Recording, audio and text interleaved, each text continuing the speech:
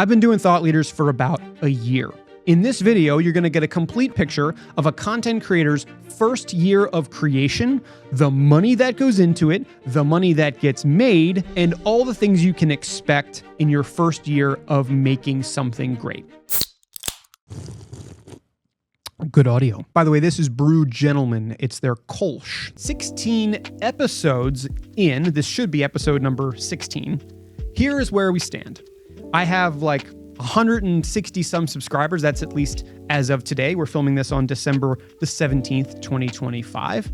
And the total views between long form and shorts is like somewhere in the 30,000-ish range, mostly shorts. If you go by watch hours, I pick up about 1 watch hour a day as of right now. So I need to like 10x what I'm doing to get to any monetization threshold. So this is the early innings of this game. It's small potatoes, but 16 months in and 16 episodes on, I feel okay about the shtick of the show, which is very, very simple.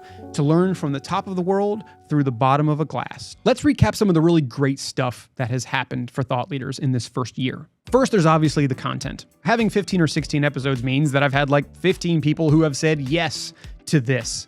That's enough of a challenge to get started, is to have the idea, to produce it all, to put it together, to design it, and then to have the trust from somebody else to say, you know what, I will join you for that. It's not as intuitive as you might think in the world of business. Getting a drink and talking shop, that's great at a networking event or a conference where it's expected. As soon as I tell them to turn on the camera and that everything they say is going to be recorded, there's a little bit of a barrier there. I'll figure that out with time, how to make them more comfortable. That's my job in the host chair and something that they get to feel comfortable with in the guest chair eventually. But the other thing beyond the episodes I've been really excited about is the fact that I've been able to put on 2 events, like IRL experiences. So the first of these events I did on a yacht on one of the many rivers that Pittsburgh has to offer. Thought Leaders ship, like thought leadership, but broken out into the 3 words, became like, oh, duh, Adam, of course you're going to do that. Thought Leadership was a great event, something I'm definitely going to do in 2026, and I would say like a high point for 2025. The second one I just did, and I did it in this very space, a live recording of the show. This is actually, I think, going to be the first episode of 2026. I called it On Tap. It's just the live experiential arm of like the Thought Leaders core episode format.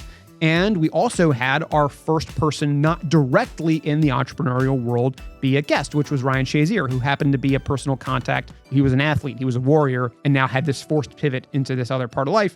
And so I made an event around that. That was a very enthusiastically attended event as well.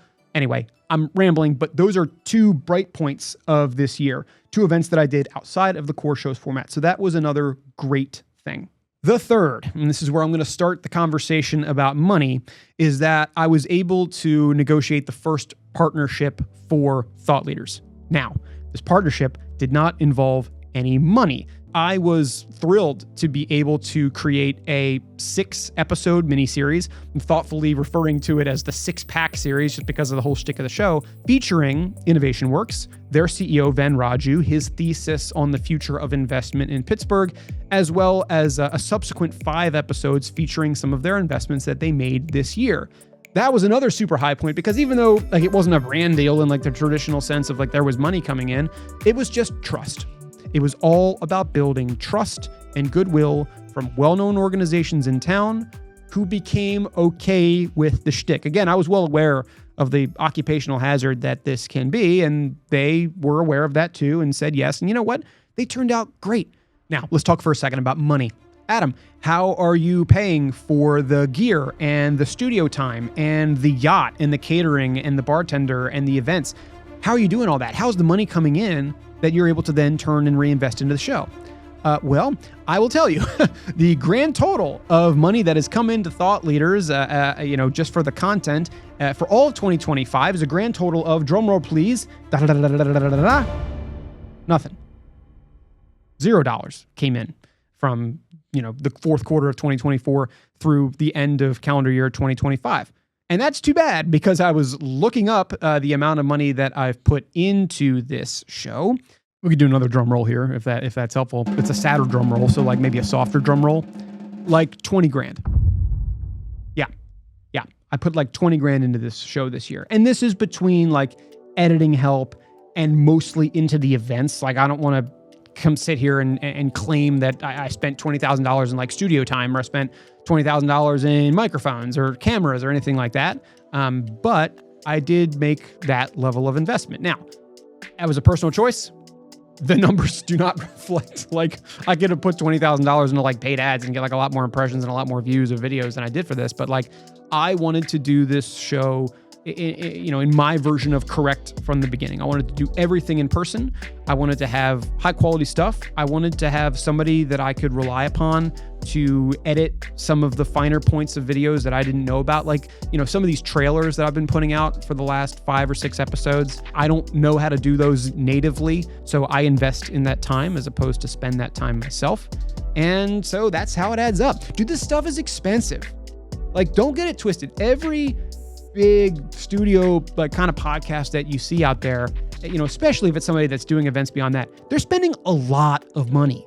As a final plug here, the whole reason I'm able to put Thought Leaders on is because I have a media production business. It's called Authentic Avenue, and it builds podcasts and video series for businesses, mostly B2B, mostly tech companies, as a way to help bridge connections in high stakes biz dev environments. That business is how I make money. I've been doing that full time since 2020.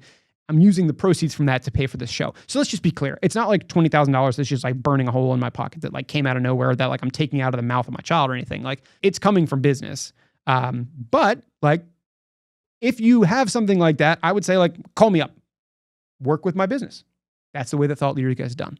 All right, enough of that. Let's talk finally here about 2026. So I've done a lot here in 2025. I'm really proud of the progress that Thought Leaders has made. I think it's right, like I said, very early innings, right in the foothills of the mountain that I know this show can climb. And in 2026, I want to continue that ascent through a number of things. The first, obviously, just a continuation of the core episode format. There are bazillions of people that I would like to have on this show.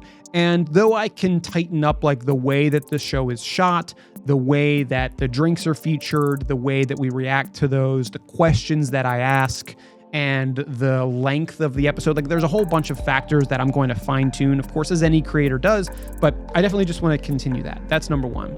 Number two, I want to expand the guest pool. For example, let me give you a few reasons as to how that can expand in a way that I think isn't like the hardest to do in the world. Number one, a comedian travels to Pittsburgh and does a show or 2 or 3 shows, and they're here for, whatever, a day or two, and maybe it's like a Tuesday and a Wednesday, or maybe a Friday and a Saturday. Now, the challenges there are obvious. I have to get in touch with the comedian themselves. No venue is just gonna let me in. No management company is just gonna let me in just because I exist with a camera, right? That doesn't provide enough value, but that's where I'm hoping that I can use stuff like the On Tap event that I did at the end of this year can be used as like evidence of like, hey, people that aren't just like startup people do this, and maybe you should take a shot on that as well. So I think about that in the context of comedians. I think about that in the context of musicians that come in, even like people in like movies and TV. And then the other sort of evergreen territory that I'd like to step into, because I know they exist, although I don't know too many of them, are content creators in Pittsburgh. I've met a few of them now, which is great. And so I hope to have a few of them on next year as well. Broadening the guest pool. That's number 2. Number 3 is a continuation and an expansion of the events beyond the core video brand. Because at the end of the day, I know that great creators are creating businesses beyond themselves. And businesses cannot have single points of failure. So I would say that's the third point of improvement, and that's the third thing that I'm looking forward to for 2026. In closing, I just want to say this. It's been a great year. I mean, think about where this started. This started with me as a solo creator with 3 cameras on a tripod that I had to go and point them in the direction that I was sitting, and I'd hope that they were pointed in the right direction. Run the entire show, crack all the beers myself, serve us, pack it all up, get home, and then edit and publish and produce it all. And that was like the first several episodes of this show. To where we are right now, where some of that help I have now enlisted. I now have the promise enough to invest a little bit of resource into that, but it's still a slow grind. Let's not get it twisted. This has been a full year, technically 16 months, of hard work to get the show to a point where it still only has like 170 subscribers. I'm not the best content creator in the world. I don't create the most clickable thumbnails. I don't have the best SEO knowledge. I'm sure I could get better at all of that.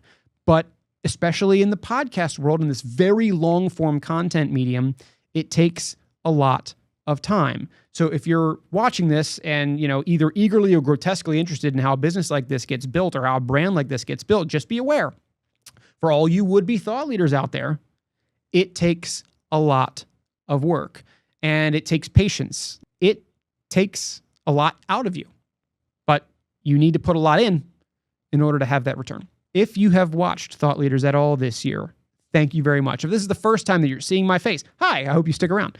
But regardless, thank you for being here with me. I look forward to a great 2026.